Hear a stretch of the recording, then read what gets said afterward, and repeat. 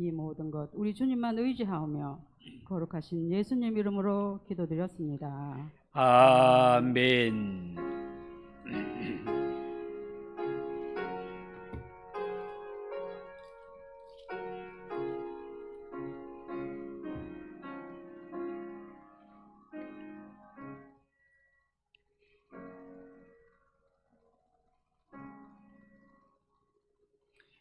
하나님 말씀 스가랴 14장을 한 번 더 보도록 하겠습니다.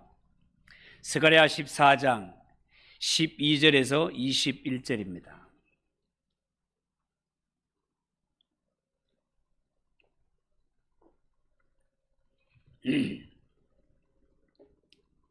차 있으면 한 절씩 교독합니다. 12절입니다. 예루살렘을 친 모든 백성에게 여호와께서 내리실 재앙은 이러하니 곧 섰을 때에 그들의 살이 썩으며 그들의 눈동자가 눈구멍 속에서 썩으며 그들의 혀가 입 속에서 썩을 것이요.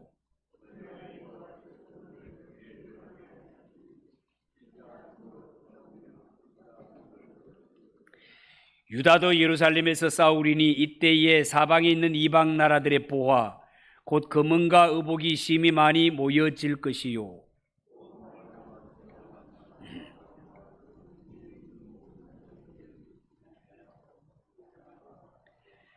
예루살렘을 치러 왔던 이방 나라들 중에 남은 자가 해마다 올라와서 그 왕 만군의 여호와께 경배하며 초막절을 지킬 것이라.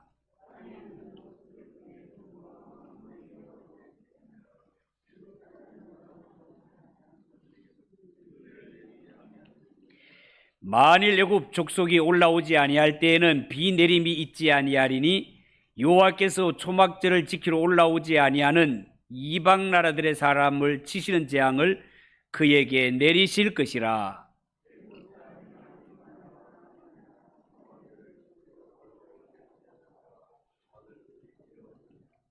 그날에는 말방울에까지 여호와께 성결이라 기록될 것이라. 여호와의 전에 있는 모든 소치 제단 앞 주발과 다름이 없을 것이니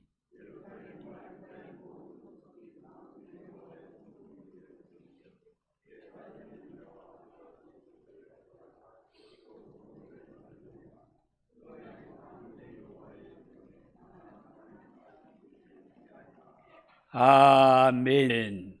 우리 한번 기도하겠습니다.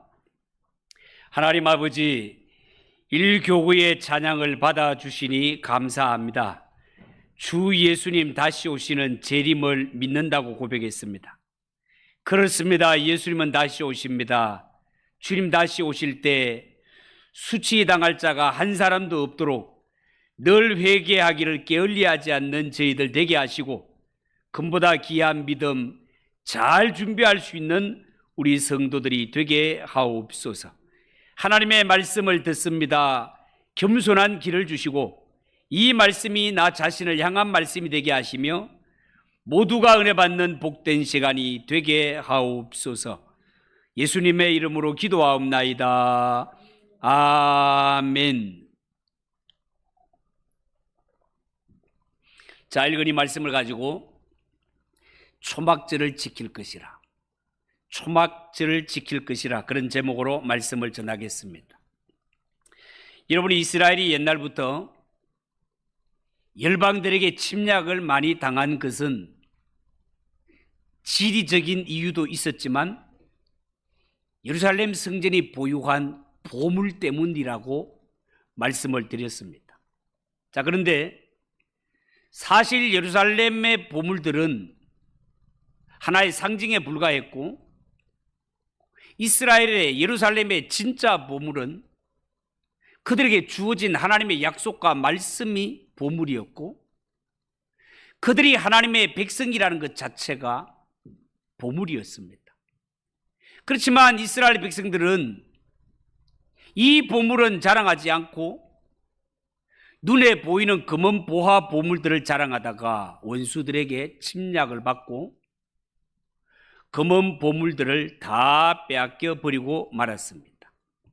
자, 그렇지만 예수님으로 말미암아 세워질 새 예루살렘은 다시는 원수들에게 약탈당하지 않을 것이라고 말씀을 드렸습니다. 왜냐하면 예수님이 세우실 새 예루살렘의 보물은 그 누구도 도둑질 해갈 수 없기 때문에 그렇습니다.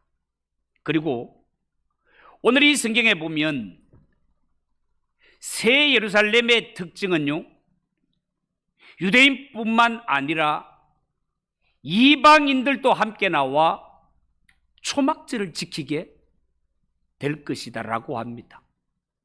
여러분, 오늘 16절을 한번 보십시오. 예루살렘을 치러 왔던 이방 나라들 중에 남은 자가 해마다 올라와서 그 왕 만군의 여호와께 경배하며 초막절을 지킬 것이라. 이렇게 기록했습니다. 여러분, 이스라엘 백성들에게 있어서 초막절이 어떤 절기입니까? 여러분, 초막절은 이스라엘이 애굽에서 430년 종살이를 끝낸 후에 그들이 광야를 지나면서 그 광야 생활 동안 하나님이 반석에서 나게 하신 물을 마시고 하늘의 양식인 만나를 주어 살게 했던 일을 기념하는 절기가 초막절이 되겠습니다. 동시에 광야 40년 동안 이 이스라엘 백성들 조상들은 고정된 집에 살았던 것이 아니고 광야에서 초막을 짓고 살았음을 기념하는 절기가 초막절이단 말이죠. 이스라엘 백성이라면 누구든지 반드시 지켜야 할 3대 절기 가운데 하나입니다. 3대 절기가 뭡니까? 유월절, 77절 혹은 오순절이 하나 있고요. 세 번째가 바로 초막절 혹은 수장절이라고도 하는 것입니다. 자, 그런데 이 예루살렘을 공격하러 왔던 자들이 이제는 하나님의 백성들이 지키는 초막절을 지키기 위해 예루살렘을 찾아오게 된다는 것입니다. 하나님을 알지 못했던 이방인들이 왕이신 만군의 여호와께 경배하게 될 것이라는 거예요. 다시 말해서 이방인들도 이스라엘 백성들처럼 애굽을 떠나서 광야를 거쳐 하나님께로 찾아오게 될 것입니다. 그리고 그들도 이스라엘 백성들처럼 하나님이 주시는 기적의 물과 만나를 먹게 될 것이고 하나님의 말씀의 능력과 은혜를 체험하게 될 것입니다.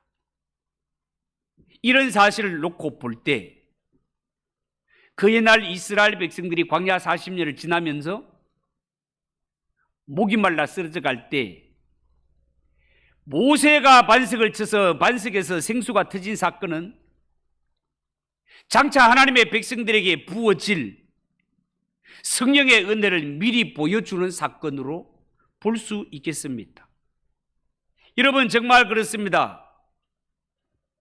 하나님을 모르는 사람들, 그 마음에 하나님이 없는 사람들, 그들의 마음은 모두가 메마른 광야와 같습니다. 그런데 이 이방인들이 하나님의 교회를 해치러 왔다가 복음을 듣고 회개하게 될 때 그들의 마음 속에도 성령의 생수가 쏟아지게 되고 하나님의 은혜가 임하게 될 것을 내다보는 것입니다. 여러분, 예수 믿는 성도들도 살다가 보면 광야를 경험할 때가 많이 있지 않습니까? 어떤 분은 살면서 질병의 고통을 겪기도 하고요. 어떤 분은 살면서 경제적인 어려움을 겪기도 할 것입니다. 어떤 분은 사회적으로 자리를 잡지 못하는 이런 어려움을 겪는 분들도 있겠습니다. 짧게는 몇 개월 정도 시련을 당하지만 길게는 몇 년씩 시련을 겪는 경우도 있습니다. 그렇지만 이 고난은 이스라엘 백성들이 애굽에서 당하던 그 종살이 때에 받은 고난과는 질이 다릅니다. 여러분, 그때는 이스라엘 백성들이 자신이 누군지를 몰랐기 때문에 애굽에서 종살이 할 때 그들은 전쟁도 없이 나름대로 밥은 먹고 살았습니다. 왜요? 당시에 애굽이 제일 강대국이기 때문에 애굽에 전쟁 걸 나라가 없었습니다. 그런데 애굽에 종살이하던 이스라엘 백성들, 그들의 신분이 하나님의 백성이라는 것을 알고 애굽을 탈출하여 애굽에서 나오고 보니까 그들 앞에 곧장 광야의 시련이 기다리고 있었단 말이죠. 이렇듯이 이방인들도 하나님 없이 하나님을 모르고 살던 이 과거의 불신의 길을 버리고 하나님께로 나아오려고 하니 그들 앞에 광야가 가로막힙니다. 이런 것을 볼 때 우리는요, 혹시 사람이 하나님의 백성이 됨에 있어서 광야라는 시련, 광야라는 고난을 그치지 않고 하나님의 백성이 되는 길은 없는가? 이런 궁금증이 생길 수도 있겠습니다. 고생 없이 편안하게 예수 믿고 그러면서도 영육간에 아울러 복을 받을 수 있는 그런 길은 없을까 궁금합니다. 그러나 다른컨대 그런 길은 없습니다. 오늘 본문은 이방인들도 초막절을 지킬 것이라고 말하고 있습니다. 여러분, 초막절을 지킨다는 말 속에는 그 사람이 광야에서 죽는 경험을 하지 않으면 진정한 하나님의 백성이 될 수 없다, 이런 뜻이 내포되어 있다 하겠습니다. 여러분, 이스라엘 백성들에게 있어서 광야 40년의 생활은 곧 죽음을 통과하는 과정, 죽음을 통과하는 훈련이었습니다. 홍해를 건너는 것만 봐도 그렇습니다. 사람이 어떻게 바다 가운데를 통과할 수 있겠습니까? 그러나 이스라엘 백성들은 통과하지요. 광야 생활은 하나님의 백성들에게 죽음을 통과하는 과정이고 훈련이기 때문에 그렇습니다. 이스라엘 백성들이 광야에서 수많은 목마름과 배고픔을 경험합니다. 그들이 가야 할 광야길은 40년인데 양식은 6개월치밖에 못 가지고 나왔습니다. 그러니까 이스라엘 백성들은 반드시 지켜야 할 유월절을 40년 동안 지키지 못하는 거예요. 곡식이 없으니까. 그러면 곡식이 없고 먹을 것이 없고 마실 물이 없는 이스라엘 백성들은 광야에서 죽어야 마땅하잖아요. 그런데 하나님은 이 광야를 통과시킵니다. 물 없고 양식이 없어도 하나님은 광야를 통과시킵니다. 죽음을 통과시키는 훈련입니다. 광야에서 전쟁도 여러 번 거칩니다. 이 전쟁을 통하여 이스라엘 백성들은 군사적으로 훈련된 단체가 아닙니다. 종살이하던 자들입니다. 이런 자들이 어떻게 전쟁에 능한 군사들과 싸워서 이길 수가 있겠습니까? 그러나 하나님은 이 전쟁도 다 통과하게 하십니다. 죽음을 이기게 하시는 하나님이시단 말이죠. 여러분, 정말로 그렇습니다. 누구든지 하나님의 백성이 되고자 하는 자, 한 번은 이 세상에 대하여 죽고 한 번은 자기 자신에 대하여 죽는 경험을 해야만 합니다. 하나님이 주시는 은혜로 사는 경험을 해야 진정한 하나님의 백성, 진정한 믿음의 삶을 살 수 있다, 그 말이에요. 하나님은 오늘 성경에 고난을 피하려는 자들, 초막절을 지키러 예루살렘에 올라오지 않는 자들은 하나님이 그들에게 비를 내리지 않겠다라고. 광야는 물이 생명인데 초막절을 지키러 올라오지 않는 자들에게는 하나님이 비를 내리지 않는다. 초막절은 광야 가운데 지나는 생활인데 이 광야에서 살아남는 것은 모두가 하나님의 은혜로 살아남는 것 아닙니까? 하나님의 은혜로 살아가는 것을 알지 못하는 자들에게는 비도 내리지 않겠다. 반드시 하나님이 심판하시겠다는 말씀입니다. 17절 이하를 한번 보십시오. 땅에 있는 족속들 중에 그 왕 만군의 여호와께 경배하러 예루살렘에 올라오지 아니하는 자들에게는 비를 내리지 아니할 것인즉 만일 애굽 족속이 올라오지 아니할 때는 비 내림이 있지 아니하리니 여호와께서 초막절을 지키러 올라오지 아니하는 이방 나라들의 사람을 치시는 재앙을 그에게 내리실 것이라. 애굽 사람이나 이방 나라 사람이나 초막절을 지키러 올라오지 아니하는 자가 받을 벌이 그러하니라. 그렇게 말했습니다. 여러분, 초막절을 지키러 올라오지 않는 이방인이라는 것은 하나님을 믿으려고 하지 않는 자, 요즘 말로 하면 예수 그리스도의 십자가 복음을 멸시하는 자, 이들은 이 땅에 살아갈 때 하나님이 주시는 힘으로 하나님의 은혜로 살아가는 자들이 아니라 인간의 힘, 인간의 재주로 살겠다고 고집을 부리는 자, 그들 말입니다. 그들은 반드시 하나님께 심판을 받게 될 것입니다. 여러분, 애굽은 가보면 알지만, 성경에도 보면 알지만, 애굽은 나일강이라는 큰 강이 중간에 흘러가는 나라입니다. 아무리 이런 젖줄기와 같은 생명줄기와 같은 큰 강을 옆에 끼고 산다 하더라도 하나님이 물의 창이람을 허락하지 않으면 강을 끌어안고 사는 족속도 목말라 죽을 수밖에 없는 것입니다. 내 몸이 아무리 건강하고 건장한 사람이라 하더라도 광야에서 40년을 물 없이 양식 없이 살 수 없는 것처럼 그 어떤 능력 있는 인간들 하더라도 이 세상, 광야와 같은 세상을 살아갈 때 하나님의 은혜가 아니면 살 자가 없다 그 말이에요. 아무리 인간의 재주가 좋고 아무리 인간의 능력 많다 하더라도 하나님이 우리에게 햇빛을 주시지 않고 우리에게 비를 내려주시지 않으면 살 자가 아무도 없단 말이에요. 이스라엘 백성들이 광야 40년 동안 부족함 없이 살 수 있었던 것은 하나님이 그들의 하나님이 되셔서 끊임없는 은혜와 은총을 내려주셨기 때문이다 그 말입니다. 여러분, 인생은 그 누구라도 이 세상을 승리하며 살아갈 수 없습니다. 모든 인생은 반드시 이 세상에 살아갈 때 죄의 불구덩이에 빠져 살 수밖에 돼 있지 않습니다. 빠질 수밖에 없습니다. 여러분, 애굽이라는 나라도 지형적으로 보고 애굽의 특징을 보면 애굽을 보면은 항상 거기에 따라다니는 말이 나일강의 범람, 나일강의 범람이라는 말이 따라다닙니다. 이 나일강에 홍수가 나게 되고 홍수가 나게 되면 이 홍수와 더불어서 퇴적층이 쌓이게 되고 이 퇴적층들이 비옥한 농토가 되어서 풍년을 가져다 주는 이렇게 구조가 이루어져 있단 말이죠.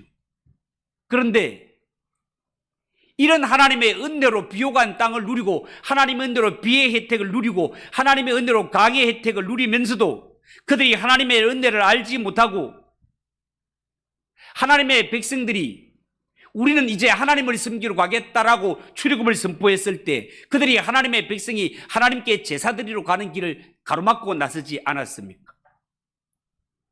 하나님의 백성들이 하나님을 섬기러 가는 그 길을 가로막고 나섰을 때 그들에게 내려졌던 재앙이 10가지 재앙 아닙니까? 10가지 재앙 가운데 첫 번째가 뭐였습니까? 나일강이 피로 변하는 사건입니다. 대제국 애굽에 있어서 나일강은 생명의 줄기고 젖줄기라고 하지 않았습니까? 애굽이 애굽 될 수 있었던 것은 그 광야 중심에 이 나일강, 어마어마한 나일강이 흘러가기 때문에 물의 부족함이 없었고 주위의 인근의 모든 나라들이 가물거나 기근이 들게 되면 애굽으로 피난 와서 살았던 것이 나일강 때문에 그랬단 말이에요. 그들은 나일강을 신성하게 여겼고 나일강이 전부다라고 여겼기 때문에 심지어 나일강에서 나오는 것까지도 다 신으로 섬겼기 때문에 깨구리조차 신으로 섬겼던 것이 애굽이었단 말이에요. 그런데 그렇게 믿고 신성시했던 우리는 물이 많아라고 큰소리 쳤던 이 애굽조차도 하나님께서 첫 번째 재앙을 휘둘러 버리니까 나일강 전체가 피로 변하게 되었고 그 강이 쓸모가 없어져 버리지 않습니다. 거기에 모든 생명체가 썩어서 진동을 하고 먹기는커녕 냄새조차 맡을 수 없는 곳으로 뒤집어지는 것을 보지 않습니까? 여러분 명심하십시오. 하나님의 복을 받고 살면서도 감사하지 못할 때 그 복은 절대로 오래가지 못합니다. 어쩌면 우리나라도 정말 하나님의 은혜와 놀라운 복을 받으면서 지금까지 왔지만 지나온 날들을 돌아볼 때 그 하나님의 주신 은혜와 복에 감사를 알지 못하고 하나님을 제대로 섬기지 못할 때 마치 하나님이 주신 그 복을 지금 거두어 가시고 있는 건 아닐까라는 생각이 들지 않습니까, 여러분? 사람이 학벌이나 집안이나 자기 능력 의지에서 살고자 하는 것은 초막절을 지키려는 자세가 아닙니다. 초막절은 광야 40년 살아갈 때 우리는 농사 지은 것도 아니고 샘 팠는 것도 아니고 집 짓는 것도 아닌데 하나님이 40년 동안 우리에게 반석에서 물을 주시고 하늘에서 만나와 메추라기를 내려주시고 초막을 짓고 살은 이 모든 것들은 오직 하나님의 은혜와 오직 하나님의 능력으로 우리가 살았던 것입니다를 고백하는 절기가 초막절 절기의 뜻이다 말이에요. 그리고 하나님의 은혜는 한 번 받은 것으로 끝이 나면 안 됩니다. 계속 사모해야 됩니다. 계속 받아야 됩니다. 그렇기 때문에 우리 하나님의 백성들은 매일 매 순간 하나님의 은혜를 사모하고 하나님의 은혜를 간구할 필요가 있겠습니다. 우리가 하나님의 백성이라 하더라도 여전히 옛사람과 죄악의 불씨가 남아 있단 말이죠. 바람이 불면 불씨가 다시 살아 큰 불이 되는 것처럼 우리의 이 옛사람이 거듭나지 못하고 죄의 불씨가 완전히 소멸되지 않으면 이 죄의 불씨가 살아나서 우리를 불살라 버리는 것은 한순간의 일이다 말이죠. 그렇기 때문에 우리가 하나님이 주시는 은혜와 축복 속에 살 수 있는 비결은 오직 하나, 매일 매 순간 성령님의 도우심을 구하고 하나님께서 내 마음을 사로잡아 새롭게 해주시기를 간구하고 기도하는 것 외에 다른 방법이 없고 매일매일 하나님의 은혜를 사모하며 나의 나된 것은 다 하나님의 은혜입니다를 고백하는 것이 초막절을 바로 지키는 신앙의 모습이다 그 말입니다. 여러분, 이스라엘 백성들은 초막절을 지키기 위해서 1년에 한 번씩 바로 지붕으로 올라가든지 아니면 광야로 나가서 반드시 일주일 동안 초막을 짓고 거기서 살아야 됩니다. 집에 가면 따뜻한 방도 있고 편안하게 지낼 수 있는데 이스라엘 백성들은 반드시 일주일 동안 광야에 나가서 초막을 짓고 살 때 자녀들이 어른들에게 엄마 아버지 집에 왜 따뜻한 방 놔두고 왜 집에 전자제품 좋은 거 다 놔두고 왜 우리가 일주일 동안 이날만 되면 와가지고 광야에서 이 모양으로 지내야 됩니까? 라고 묻거든. 과거에 우리 조상들이 이렇게 애굽에서 종살이 하다가 하나님의 은혜로 출애굽해서 40년 광야길을 갈 때 사실은 우리가 다 죽었던 생명이다. 그렇지만 하나님이 우리의 하나님이 되셔서 목마를 때는 반석에서 생수를, 배고플 때는 하늘에서 만나와 메추라기를 이렇게 인도해 주셔서 오늘의 우리가 있고 너희가 있는 거란다. 우리가 하나님을 어떻게 섬기는가를 잘 보고 너희 세대도 반드시 하나님을 잘 섬겨야 되느니라. 이것이 초막절을 지키는 이유다 말이에요. 이 신앙이 살아있다면 이스라엘은 아무리 열국이 쳐들어와도 끄떡없도록 하나님께서 지켜주시마 약속하셨습니다. 그리고 앞으로 세워질 새 예루살렘 성전은 구약의 성전과는 달리 완전히 거룩한 곳이 될 것입니다. 20절을 보십시오. 그날에는 말방울까지 여호와께 성결이라 기록될 것이라. 여호와의 전에 있는 모든 소치 제단 앞 주발과 다름이 없을 것이니 그렇게 말했는데 여러분, 여기에 여호와께 성결이라는 말은 이스라엘의 대제사장이 머리에 쓰는 그 두건에다가 붙이는 글씨가 여호와께 성결이라는 거 기억나십니까? 대제사장은 이스라엘 백성들의 죄를 사하기 위해 70일 대속죄일 날 지성소에 들어가는 제사장 아닙니까? 이 하나님의 성전에 들어가는 제사장은 몸만 거룩하게 하고 지성소에 나가는 것이 아니라 마음도 생각까지도 거룩하게 해야만 됐습니다. 몸만 거룩하고 마음이 더러우면 안 됩니다. 그래서 대제사장은 항상 머리에다가 여호와께 성결이라는 글씨를 써붙이고 들어갔던 것입니다. 그런데 앞으로 세워질 새 예루살렘의 백성들은 얼마나 거룩을 사모하는지 오늘 말씀에 의하면 말방울에게까지 이걸 여호와께 성결이라는 글을 써붙이게 될 것입니다. 어쩌면 말방울은 말에게 다는 액세서리 아닙니까? 뭐 그렇게 중요한 물건이 아니다 말이죠. 그렇지만 이런 물건에게까지 하나님께 거룩이라는 글씨를 써붙일 만큼 새 예루살렘에 들어가게 되는 자, 그들은 크든지 작든지 어떤 자이든지 간에 하나님 앞에 거룩한 자가 그 성에 들어가게 될 것을 말하고 있습니다. 여러분, 구약 성전에는요 분명히 뭔가 차별이 있었습니다. 한번 떠올려 보십시오. 지성소와 성소는 모두가 금으로 만들어졌지만 성전 마당의 물건들은 노수로 만들어졌고, 지성소와 성소는 거룩한 곳이었지만 성전 바깥은 성전과 성소와 지성소를 대비할 때 그렇게 거룩하지는 않았습니다. 그런데 새 예루살렘은 성 전체가 하나님 앞에 거룩해질 것이며 심지어 말에 다는 액세서리까지 지성소의 물건처럼 거룩하게 될 것이며 모든 솥이 성전 기름을 담는 주발처럼 거룩하게 될 것이라고 그렇게 예고하고 있습니다. 이 말이 무슨 말인가 하면 신약이 되어 예수 그리스도가 오셔서 죄인들을 대신하여 피 흘리는 십자가 사건이 있고 난 후에 하나님께서 예수의 피로 값주고 사신 교회, 예수의 피 공로를 힘입어 하나님의 자녀가 된 자들, 그들에게 임하는 성령의 은혜는 예배뿐만이 아니라 생활 전체에 적용이 되어서 성도에 관한 모든 것까지 거룩하게 만드는 능력이 주의 보혈의 능력이 있다, 그 말입니다. 성령님은 무엇보다 우리의 생각을 바꿉니다. 우리의 머릿속에 하나님에 대한 인식을 불어넣어서 무슨 일을 하든지 간에 하나님과의 관계 속에 비추어 보게 하시고, 성령님이 내 마음속에 오시면 이전에는 이런 것도 제가 되겠나 싶었던 것조차도 모래알도 던지면 물에 깔아앉고 바위도 던지면 물에 깔아앉듯이 하나님 앞에는 큰죄 작은죄 할 것 없이 죄는 사람을 지옥으로 끌고 가는 원인이 되는 것입니다.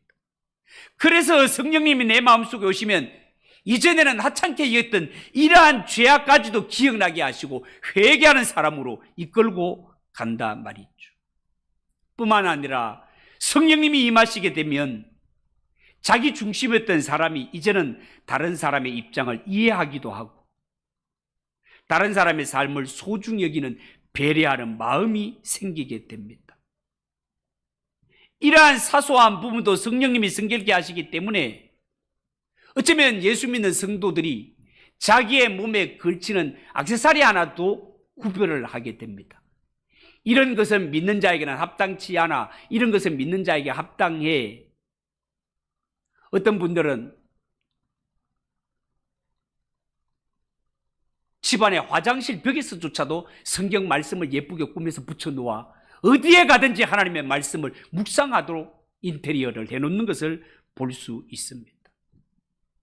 여러분, 구약시대에 성전 밖에 있는 것들, 성전 바깥에 있는 솥은 별로 중요한 취급을 받지 못했고 기름을 담는 주발만 거룩하게 여겼지만, 그러나 새 성전에는 기름 담는 주발뿐만이 아니라 솥단지까지도 귀한 존재가 될 것이라고 말했습니다. 다시 말해서 신약시대에 하나님을 아빠 아버지라 부르는 모든 주의 성도들, 주의 피로 씻음받은 성도들은 교회에서 설교를 듣고 찬송하고 기도하는 삶만이 거룩한 것이 아니라 집에 돌아가서 빨래를 하고 밥을 하고 직장생활에서 일하는 것도 거룩한 일이 되는 것이다, 그 말입니다. 21절, 예루살렘과 유다와 모든 솥이 만군의 여호와의 성물이 될 것인즉 제사 드리는 자가 와서 이 솥을 가져다가 그것으로 고기를 삶으리니 그날에는 만군의 여호와께서 전에 가나안 사람이 다시 있지 아니하리라고 말씀하고 있습니다. 여러분, 유다와 예루살렘의 모든 솥이 성물을 삶는 솥이 된다는 것은 이제는 더 이상 예배가 예루살렘에 국한되는 것이 아니라 주의 이름을 부르고 주님을 높이는 그곳에서는 성령님이 임하게 되며 예수 이름 부르는 그곳에서 죄 사함을 받게 되며 그곳에 성령님이 임재하게 된다는 그런 뜻이 되겠습니다. 이 성전에 다시는 가나안 사람들이 있지 않을 것이다. 다시는 하나님의 나라가 악인들에게, 이방 군대들에게 정복을 당하거나 성전이 약탈당하는 그런 일은 없을 것이다라고 그렇게 말했습니다. 여러분 기억나십니까? 이사야 선지자는 이 예루살렘 성전은 살아계신 하나님의 전이기 때문에 절대로 아수르 군대가 짓밟지 못한다고 선포를 했고, 실제로 아수리 왕 사네립이 18만 5천 명을 이끌고 이 예루살렘을 침략하려고 왔지만 하룻밤 사이 18만 5천이 다 송장으로 변해버린 전쟁의 역사를 우리는 너무나 잘 알고 있습니다. 하나님이 한번 말씀하시면 틀림없습니다. 신약의 교회도 마찬가지입니다. 신약의 교회에 하나님의 바른 말씀이 선포되고 이곳에 성도들의 눈물 어린 회개의 기도가 있는 한 이 성전은 절대로 이방인들이 짓밟을 수 없습니다. 악한 것들이 얼씬할 수 없습니다. 여러분, 우리가 이렇게 모이는 성도의 무리, 교회, 바른 하나님의 말씀이 선포되고 주 예수 그리스도의 씻음받은 성도들이 모여서 예배하고 기도하는 이 모임이 얼마나 거룩하고 얼마나 능력 있는 공동체라는 것을 여러분들이 명심하면서 오늘 맥주절을 지킬 것이라, 이 말씀은 이스라엘 백성들이 광야 40년 돌아볼 때 이 과정을 지나온 모든 것들은 앞만 돌아봐도 내 능력으로 살아온 것이 아니고 하나님이 함께 하시고 하나님이 은혜 주시고 하나님이 복 주셔서 이 40년을 잘 지낼 수 있었습니다. 내 지나온 과거의 삶을 돌아볼 때 사건, 사고, 질병, 수많은 위험이 있었지만 지금 와서 볼 때 나의 나된 모든 것들은 다 하나님이 선한 목자가 되셔서 날 인도하시고 이끌어 주신 결과 오늘의 내가 있습니다. 이것이 맥주절을 지키는 신앙의 중심이라는 것을 여러분 꼭 기억하시고, 하나님 앞에 살아갈 때 이 맥주절을 회복하는 신앙, 모든 것이 하나님의 은혜입니다. 하나님께 영광 돌리는 이런 신앙으로 신앙생활을 할 수 있는 저와 여러분 되시기를 주님의 이름으로 축복합니다. 기도하겠습니다. 하나님 아버지, 은혜를 감사합니다. 초막절을 지키라 말씀하셨습니다. 하나님 아버지, 모든 것이 하나님의 은혜입니다. 이 초막절의 정신을 알지 못하고 살아가는 자들, 인간 중심으로 살아가는 자들이요, 하나님은 그들에게서 비를 거두시며 반드시 심판하신다 약속하셨습니다. 하나님, 우리는 이 땅에 살아갈 때 모든 것이 하나님의 은혜인 줄 알고 하나님만 높이며 십자가만 자랑하며 살아가는 우리 성도들 되게 하옵소서. 예수님의 이름으로 기도하옵나이다. 아멘. 540장 찬송하겠습니다.